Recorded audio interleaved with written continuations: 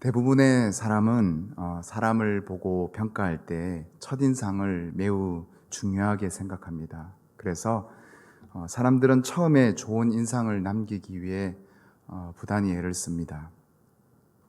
그러나 우리가 어떤 사람을 최종적으로 평가할 때는 그 사람의 마지막을 보게 됩니다. 지나고 나니까 생각보다 좋은 사람이었더라. 또는 처음엔 참 괜찮은 사람처럼 보였지만 지나고 나니까 아니더라. 그렇다면 과연 하나님은 사람을 볼 때 어떤 순간을 보실까요? 정답은 처음부터 끝까지 다 보고 계신다입니다. 끝까지 하나님께 붙들려 있는가를 하나님께서는 보십니다. 그래서 성경에는 이런 말씀이 있습니다. 먼저 된 자가 나중되고 나중된 자가 먼저 되고. 그래서 우리는 늘 겸손하게 또 끝까지 하나님을 붙들고 살아가야 됩니다. 삼손은 성경의 많은 인물 가운데 참 재밌는 인물이기도 하고 또 멋있는 그런 인물이기도 하지만 대부분의 사람들은 이렇게 생각합니다. 삼손처럼 살지 말아야지. 그러나 그럼에도 그가 이스라엘의 위대한 사사로 또 하나님이 세우신 영적 지도자로 히브리서에 기록되고 또 오늘날을 살아가는 많은 믿음의 사람들에게 선한 영향력을 주는 이유는 그의 마지막이 하나님을 향해 있었기 때문입니다. 오늘 본문 말씀은 우리에게 그것을 말씀해 주고 있습니다. 우리 다시 한 번 더 28절 말씀을 함께 읽어보도록 하겠습니다. 삼손이 여호와께 부르짖어 이르되 주 여호와여 구하옵나니 나를 생각하옵소서. 하나님이여 구하옵나니 이번만 나를 강하게 하사 나의 두 눈을 뺀 블레셋 사람에게 원수를 단번에 갚게 하옵소서 하고. 아멘. 삼손은 부르짖습니다. 주 여호와여 구하옵나니 나를 생각하옵소서. 나를 생각하옵소서. 여러분, 삼손은 어떤 태생입니까? 나실인입니다. 이스라엘이 다시 하나님 앞에 악을 행함으로 하나님께서 또다시 저들을 이방민족, 이번에는 블레셋에게 40년간 넘겨주게 됩니다. 그러한 가운데 앞서 기드온에게 나타나신 여호와의 사자, 예수님으로 이렇게 해석됩니다. 예수님께서 다시 오셨습니다. 그리고 말씀합니다. 사사기 13장 5절 말씀입니다. 함께 읽어보도록 하겠습니다. 보라, 내가 임신하여 아들을 낳으리니 그의 머리 위에 삭도를 대지 말라. 이 아이는 태에서 나옴으로부터 하나님께 바쳐진 나실인이 됨이라. 그가 블레셋 사람의 손에서 이스라엘을 구원하기 시작하리라 하시니. 아멘. 삼손의 부모는 이 말씀을 기억하게 됩니다. 그리고 아이를 낳습니다.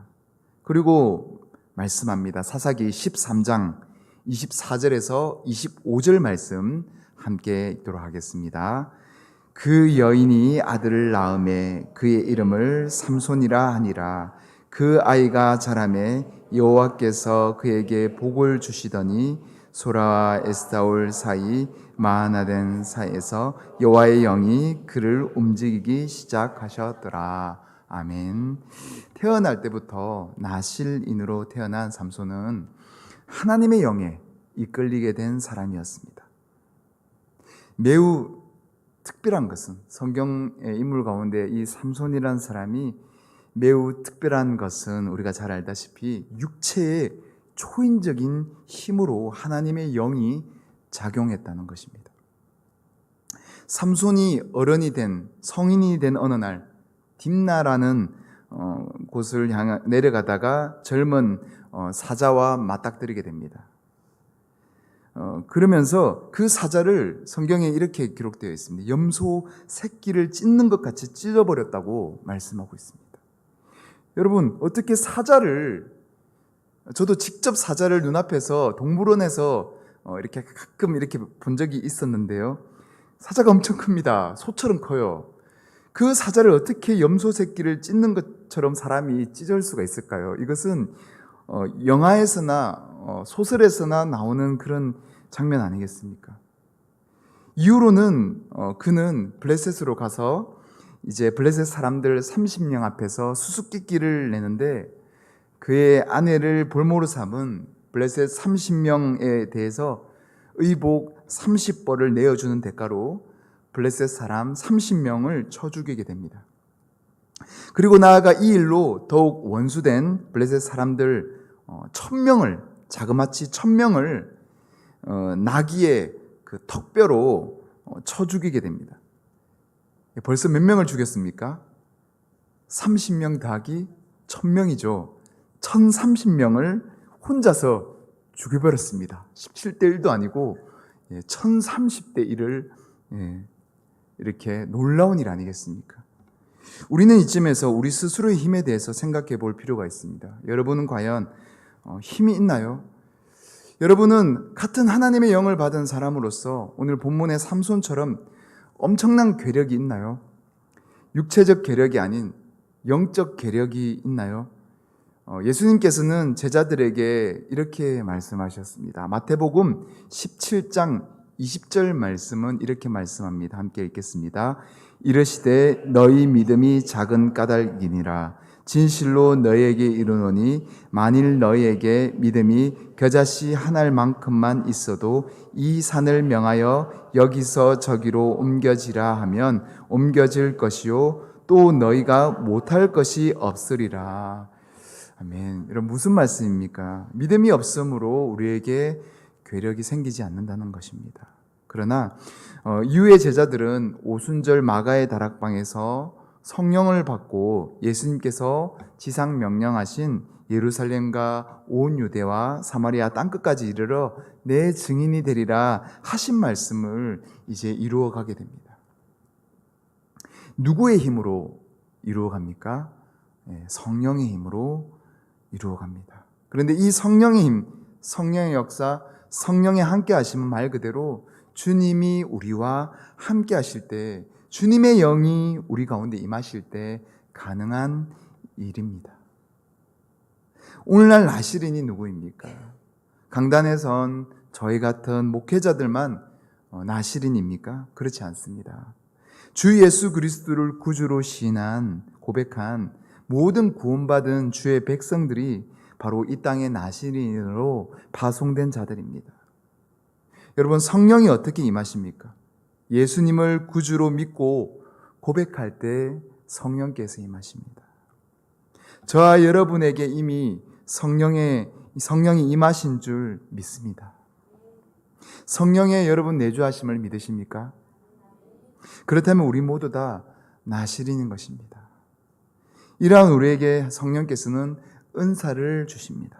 삼손뿐 아니라 우리 모두에게 각자의 숨겨진 은사들이 있습니다. 고린도전서 12장 4절에서 7절 말씀은 이렇게 말씀합니다. 우리 함께 읽도록 하겠습니다.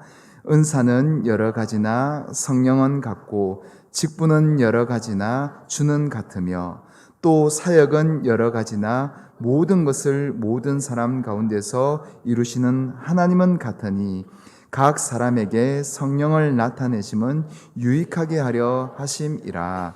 아멘. 하나님께서 우리 각자에게 성령의 은사들을 주셨다 말씀합니다. 그런데 우리가 이 말씀에서 주목해야 될 말씀은 바로 끝부분입니다. 끝부분에 뭐라고 말씀합니까? 각 사람에게 성령을 나타내심은 유익하게 하려 하심이라 되어 있습니다. 여러분 무엇을 유익하게 하라 한다는 것입니까? 하나님의 뜻 가운데 유익하게 한다는 말씀입니다. 이를 사도 바울은 풀어서 어떻게 말씀하고 있을까요? 로마서 12장 1절 말씀은 이렇게 말씀합니다. 함께 읽겠습니다. 그러므로 형제들아 내가 하나님의 모든 자비하심으로 너희를 권하노니 너희 몸을 하나님이 기뻐하시는 거룩한 산 제물로 드리라. 이는 너희가 드릴 영적 예배니라. 아멘.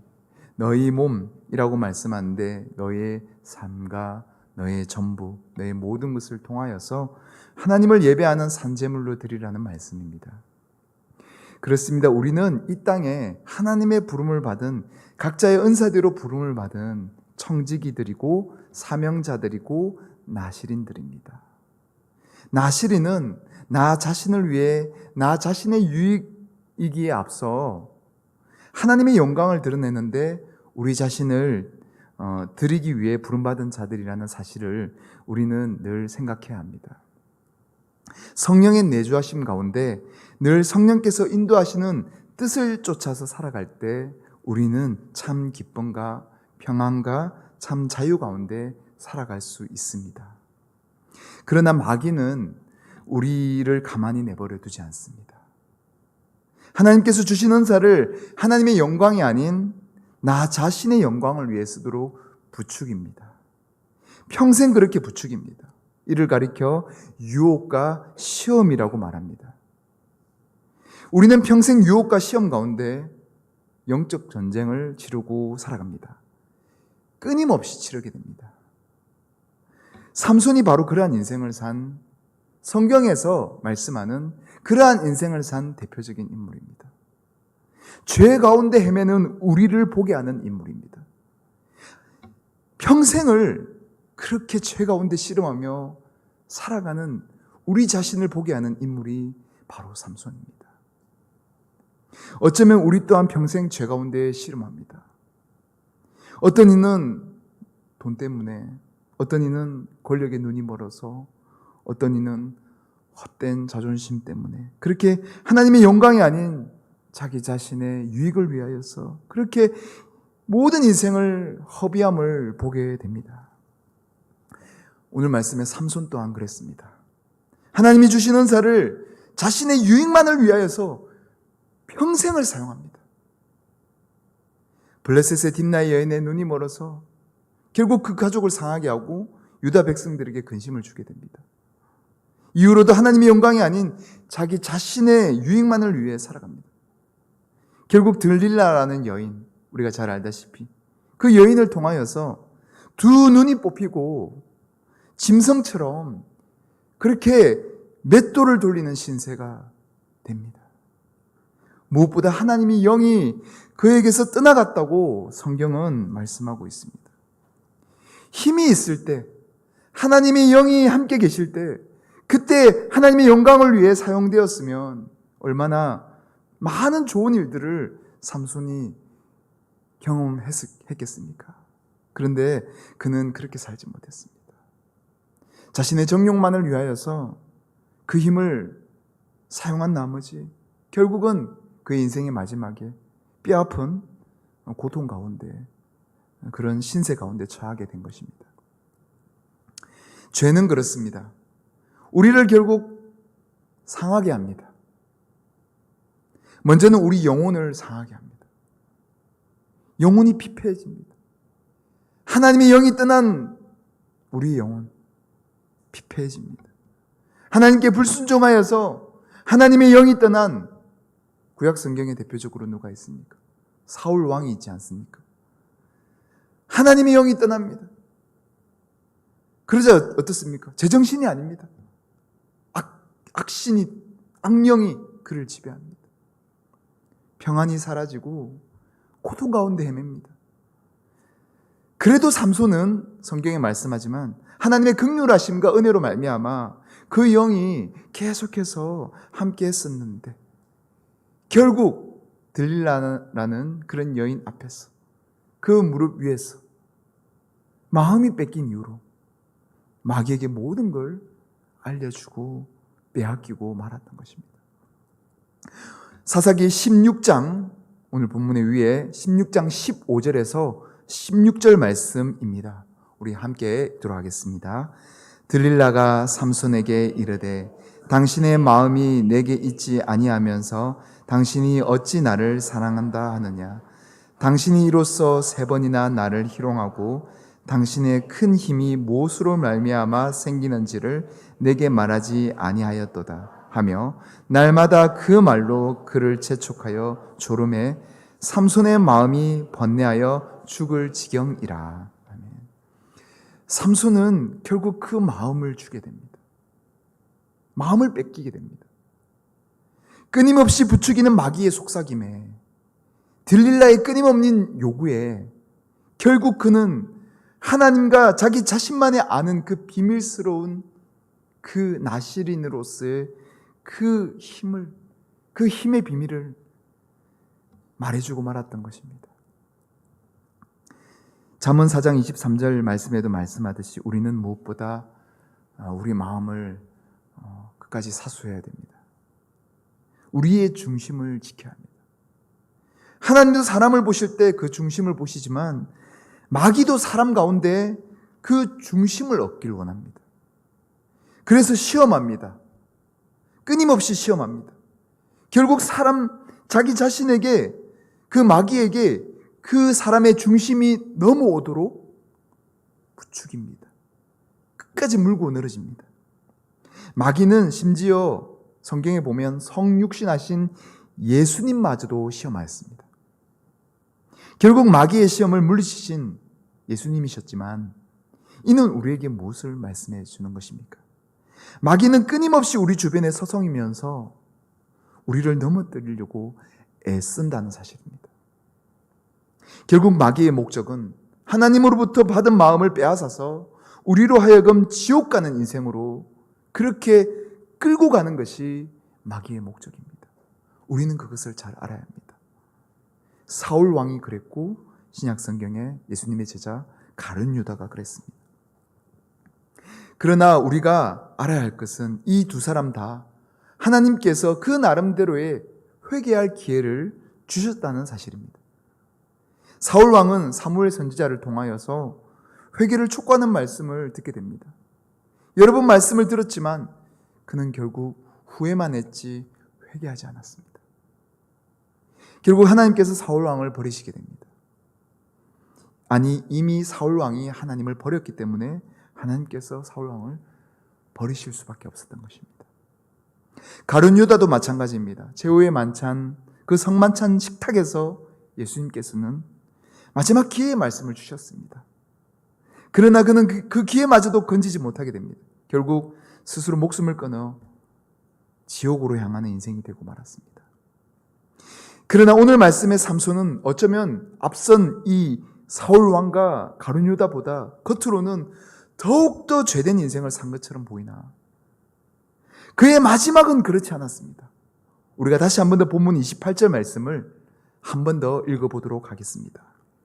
삼손이 여호와께 부르짖어 이르되 주 여호와여 구하옵나니 나를 생각하옵소서. 하나님이여 구하옵나니 이번만 나를 강하게 하사 나의 두 눈을 뺀 블레셋 사람에게 원수를 단번에 갚게 하옵소서 하고. 아멘. 주님, 나를 생각하옵소서. 이 말씀을 우리가 어떻게 해석할 수 있습니까? 지난 과거의 자신의 잘못을 뉘우치면서 나를, 여기서 나는 누구를 가리킵니까? 하나님이 나를 나신인으로 이 땅에 부르신 나를 생각하옵소서. 주님, 그동안 정말 죄 가운데 살았지만 나를 생각하옵소서. 이 말씀을 보면 오늘 삼손의 마지막 말씀을 볼 때 우리는 누가 떠오릅니까? 예수님 십자가 우편에 그 구원받은 강도가 떠오릅니다. 강도가 어떻게 고백합니까? 강도가 고백하는 것에 대해서 누가복음 23장 42절에서 43절 말씀은 이렇게 말씀합니다. 함께 읽도록 하겠습니다. 이르되 예수여 당신의 나라에 임하실 때 나를 기억하소서 하니 예수께서 이르시되 내가 진실로 내게 이르노니 오늘 내가 나와 함께 나그네에 있으리라 하시니라. 아멘. 어떻게 고백합니까? 나를 기억하소서. 나를 기억하소서. 오늘 삼손의 고백과 비슷하지 않습니까? 삼손은 나를 생각하옵소서. 그리고 강도는 나를 기억하옵소서. 오늘 예수님 우편에 달린 이 행악자 마가복음에서는 강도라고 기록되어 있습니다. 그의 그동안의 인생은 우리는 잘 모릅니다. 그러나 어떠한 죄로 인하여서 십자가에 달리지 않았겠습니까? 행악자, 강도라고 표기되어 있는 것을 보아서는 분명 그는 죄를 많이 지은 사람이었을 것으로 보고 있습니다. 그러나 이러한 인생 가운데 그의 마지막 어떻게 됩니까? 구원받은 인생으로 해피엔딩으로 끝납니다. 그러나 왕으로 기름 부음 받은 사울 왕 마지막이 어땠습니까? 벳삿 성벽에서 스스로 목숨을 끊어버립니다. 그렇게 그 자리에서 목숨을 끊고 성벽에 매달리는 그런 신세가 되어버렸습니다. 이는 우리에게 무엇을 말씀해 줍니까? 우리의 인생이, 우리의 구원이 끝날 때까지 끝난 것이 아니다. 그렇습니다. 우리 신앙을 가리켜 믿음의 경주라고 히브리서 기자는 말씀합니다. 즉 마지막 주님 품에 안길 때까지 믿음의 경주를 완주해야 한다는 것입니다. 어떤 사람은 직선으로 잘 가다가 마지막에 사울 왕과 같이 도중하차하는 인생이 있습니다. 그러나 어떤 사람은 오늘 본문의 삼손과 같이 돌고 돌아서, 정말 돌고 돌아서 꾸역꾸역 결승점에 결국은 도달하는 인생이 되기도 한다는 말씀입니다. 차이점이 무엇입니까? 차이점이 무엇일까요? 목적지에 누가 기다리고 계신가를 보느냐, 보지 않느냐입니다. 여러분, 목적지에 누가 계십니까? 여러분 인생의 목적지에 누가 계십니까? 여러분의 성공이 계십니까? 여러분의 어떤 인생의 명예가 있습니까? 우리 인생의 목적지에는 예수 그리스도가 있는 줄 믿습니다. 우리의 구원주 되신 예수 그리스도. 오늘 본문 말씀 우리 다시 한 번 더 읽도록 하겠습니다. 28절 말씀 다시 한 번 더 읽도록 하겠습니다. 삼손이 여호와께 부르짖어 이르되 주 여호와여 구하옵나니 나를 생각하옵소서. 하나님이여 구하옵나니 이번만 나를 강하게 하사 나의 두 눈을 뺀 블레셋 사람에게 원수를 단번에 갚게 하옵소서 하고 아멘. 여러분 중간부터 보시면 이렇게 말씀합니다. 하나님이여 구하옵나니 이번만 나를 강하게 하사 나의 두 눈을 뺀 블레셋 사람에게 원수를 단번에 갚게 하옵소서 하고, 앞서 나를 생각하옵소서라고 고백하면서 자신이 하나님의 은혜로 이 땅에 부름받은 나실인임을 깨닫고 자각한 회개가 있었다면 이제 그 받은 은혜, 그 은사를 사용하기를 기도하는 장면이라 볼 수 있습니다. 그동안 하나님이 주신 은사를 자신의 유익과 정욕만을 위해서 사용했던 삼손, 그 삼손은 이제 비로소 마지막에 하나님을 위해서 쓰겠다고 오늘 기도하는 것입니다. 설교의 서두에 말씀드렸지만 우리에게 은사가 잘 나타나지 않는 이유가 무엇입니까? 바로 우리 자신의 정욕을 위해 쓰려고 하기 때문입니다. 하나님이 우리 각자에게 은사를 주신 이유는 나 자신이기 이전에 하나님의 영광을 위해 쓰라고 주신 은사인데 우리는 이 은사를 남용하여서 나 자신의 유익만을 위해 쓰게 됨을 보게 됩니다. 그러므로 결정적일 때 힘이 없고 마귀에게 굴복하는 것입니다. 오늘 말씀의 삼손처럼 말입니다. 그러나 이를 깨닫고 회개한 삼손은 구합니다. 마지막으로 구합니다. 이번만 나를 강하게 하사 자신을 그동안 괴롭혔던 원수 마귀를 하나님의 능력으로 굴복케 하옵소서. 그렇게 부르짖었더니 하나님께서 어떻게 하셨습니까? 하나님께서 어떻게 역사하셨습니까? 그 기도를 들어 응답해 주십니다. 오늘 본문 29절에서 30절 말씀을 함께 읽도록 하겠습니다. 삼손이 집을 버틴 두 기둥 가운데 하나는 왼손으로 하나는 오른손으로 껴 의지하고 삼손이 이르되 블레셋 사람과 함께 죽기를 원하노라 하고 힘을 다하여 몸을 굽히매 그 집이 곧 무너져 그 안에 있는 모든 방백들과 온 백성에게 덮이니 삼손이 죽을 때 죽인 자가 살았을 때 죽인 자보다 더욱 많았더라. 아멘. 우리는 오늘 말씀을 통하여서 또 하나의 교훈을 얻게 됩니다. 우리가 너무나 잘 아는 교훈이지만 바로 오늘 삼손의 마지막 기도를 통하여서 기도에 대한 교훈을 다시 한 번 더 얻게 됩니다. 기도는 먼저 회개입니다. 나아가 기도는 나를 위한 소원보다 하나님의 영광을 위해 간구하는 것입니다. 먼저는 회개가 중요합니다. 회개는 날마다 매 순간 이루어져야 할 우리의 믿음의 태도이자 신앙의 습관이 되어야 합니다. 왜입니까? 회개할 때 은혜, 곧 하나님의 함께 하심의 은혜가 임하기 때문입니다. 그 구원의 은혜가 임하기 때문입니다. 두 번째는 나를 위한 소원이 아닌 하나님의 영광을 위하여서 하나님의 뜻이 이루어지게 해달라고 기도해야 합니다. 예수님께서 우리가 잘 알다시피 주기도문에서 하늘의 뜻이 땅에서도 이루어지게 하소서라고 간구하신 것처럼 우리의 기도 또한 이루어야 한다는 말씀입니다. 오늘 삼손은 바로 이러한 기도를 자신의 생애 마지막에 이렇게 드리게 됩니다. 그러자 하나님께서 어떠한 역사를 주셨습니까? 30절 끝부분 말씀을 보시면 이렇게 말씀합니다. 삼손이 죽을 때에 죽인 자가 살았을 때 죽인 자보다 더욱 많았더라. 지 아무리 힘센 삼손일지라도 몇 명 아까 죽였다고 했습니까? 1030명, 고작 1030명 밖에 죽이지 못했습니다. 그가 살았을 때, 그의 평생. 그러나 그가 죽을 때 죽인 사람이 몇 명이었을까요? 27절 말씀을 보시면 지붕에 있는 사람만 3,000명이라고 되어 있습니다. 그러니까 지붕 아래에 방백들도 있으니까 적어도 3,000명 이상이라고 볼 수 있습니다. 여러분, 하나님의 능력은 사실 우리의 것이 아닙니다. 삼손은 살았을 때보다 그가 죽을 때 더 많은 블레셋 사람들을 죽인 것을 보면 우리에게 힘이 남아있을 때보다 우리에게 어쩌면 힘이 없을 때 우리의 자아가 죽고 우리의 욕심이 죽고 우리의 남아있는 헛된 야망들이 죽어질 때 그때 비로소 하나님께서 우리를 통해 일하신다는 것입니다. 우리를 통해 역사하시기 시작하신다는 것입니다. 이게 믿음의 비밀입니다. 삼손은 고백합니다. 블레셋 사람과 함께 죽기를 원하노라. 여러분, 철로 역정 잘 아시죠?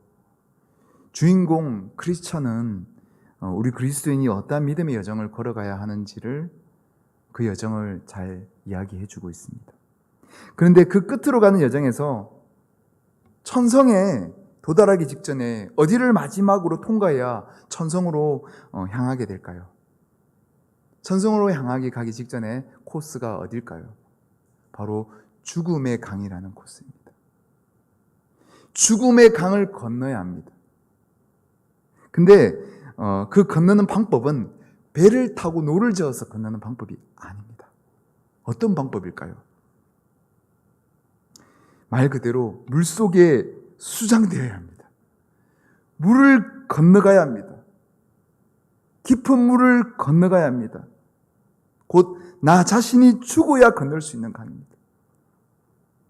자기 자신을 완전히 내려놓을 때 그때야 비로소 완전히 건진받고 새 생명으로 태어나는 곳이 바로 이 죽음의 강입니다. 이 강을 건널 때 비로소 죽었다가 깨어나 보니까 천성에 도달하는 크리스찬의 이야기가 철로 역정의 마지막 이야기이자 우리 그리스도인이 걸어가야 할 천국 가기 전에 마지막 믿음의 관문인 것입니다. 오늘 삼손은 바로 그 길을 걸어갔습니다. 장렬히 전사합니다. 그가 죽을 때 어떤 생각이 들었을까요?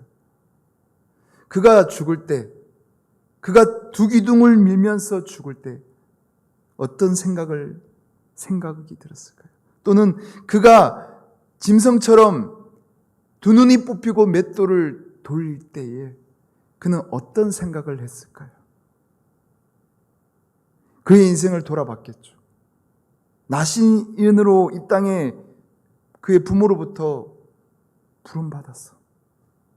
하나님이 주신 거룩한 힘을 남용하여 평생 자기 자신의 정욕을 위해 다 쓰고 온갖 죄라는 죄는 다 저질러 놓고 엉망으로 살아온 자신의 인생. 그러나 그런 죄밖에 들을 게 없는 자신의 인생임에도 불구하고 끝까지 자신을 포기하지 않으시는 그분을 기억하고, 이렇게 자신을 비록 두 눈이 뽑혔지만, 맷돌을 돌리고 있지만 회개할 기회를 주신 주님, 그 주님 앞에 두 눈이 있을 때는 세상만 바라봤는데 두 눈이 뽑히니까 이제 세상이 안 보이잖아요. 누구밖에 보입니까? 주님밖에 안 보이는 거예요. 두 눈이 뽑히니까 이제 자신의 인생의 주인이신 하나님밖에 보이지 않는 거예요. 자신의 인생의 목적이신 예수 그리스도가 보이지 않았겠습니까? 두 눈이 뽑혀서 짐승처럼 맷돌을 돌리는 시간, 그는 그의 인생을 돌아보면서 두 눈이 뽑혀서, 여러분 두 눈이 뽑히면 울고 싶어도 울 수가 없잖아요. 두 눈이 없으니까. 그 두 눈이 뽑혀서 흘릴 눈물도 나진 않지만 그는 마음의 눈물을 한없이 흘렸을 것입니다.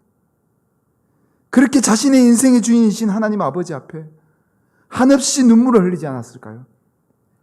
그러면서 그동안 끝까지 지켜주신 하나님 앞에 단번에 은혜를 갚는 상상을 수없이 하지 않았을까요? 맷돌을 돌리면서, 하나님, 제가 평생을 하나님의 영광을 위해 살지 않았는데 한 번만 기회를 주십시오.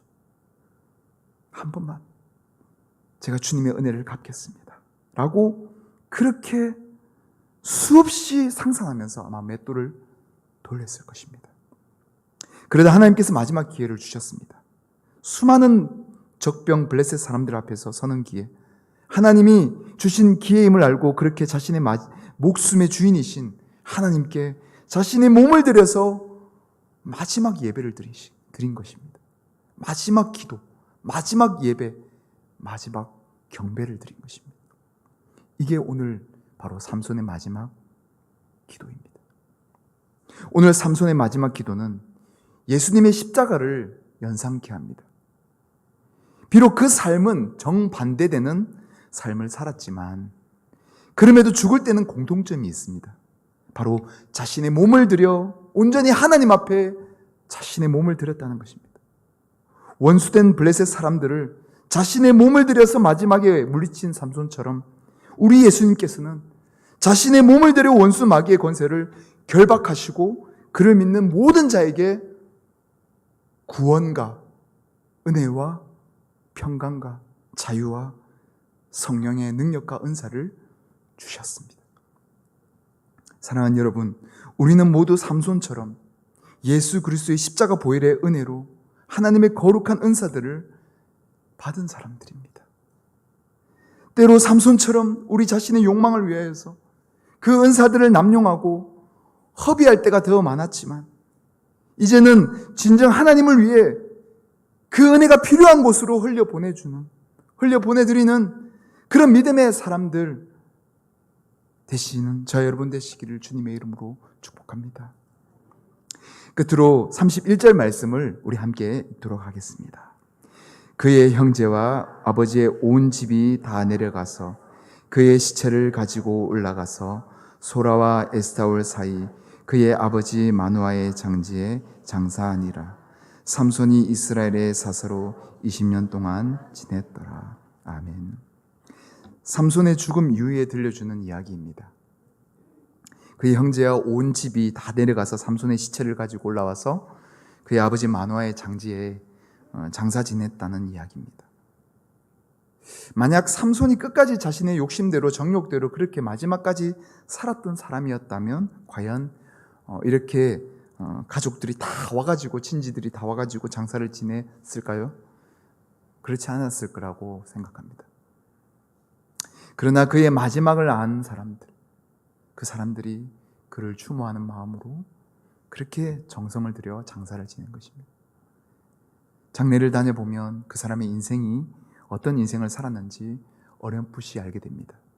마지막까지 어떤 삶을 살았느냐가 하나님뿐 아니라 사람들에게도 영향력을 끼친다는 사실입니다. 그러므로 우리는 마지막까지 하나님 앞에 또 사람 앞에서 최선을 다해서 그리스도의 향기된 삶을 살아야 될 줄 믿습니다. 나아가 31절 마지막 말씀에는 앞선 15장 말씀의 마지막 말씀이 똑같이 되풀이되고 있습니다.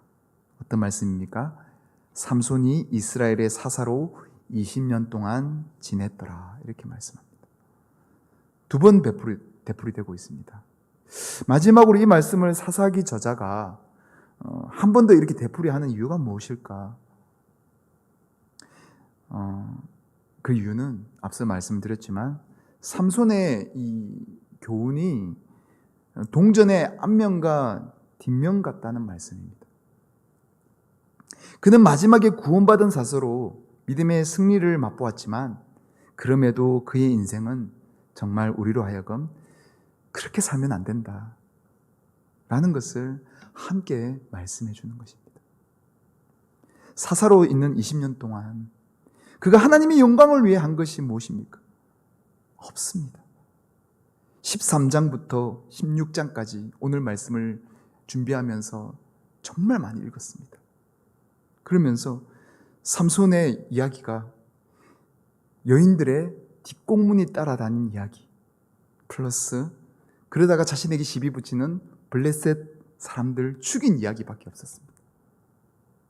삼손의 이야기가 그것입니다.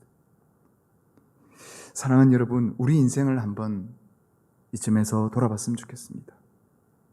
우리는 교회를 다니고 또 직분을 받았지만 하나님을 믿고 섬긴다 하지만 과연 얼마나 많은 하나님의 영광을 위한 일들을 하셨습니까?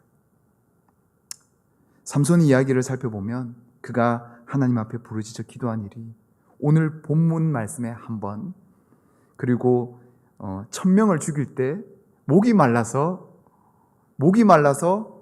기도한 거, 자기 자신을 위해 기도한 거 한 번, 두 번밖에 없습니다.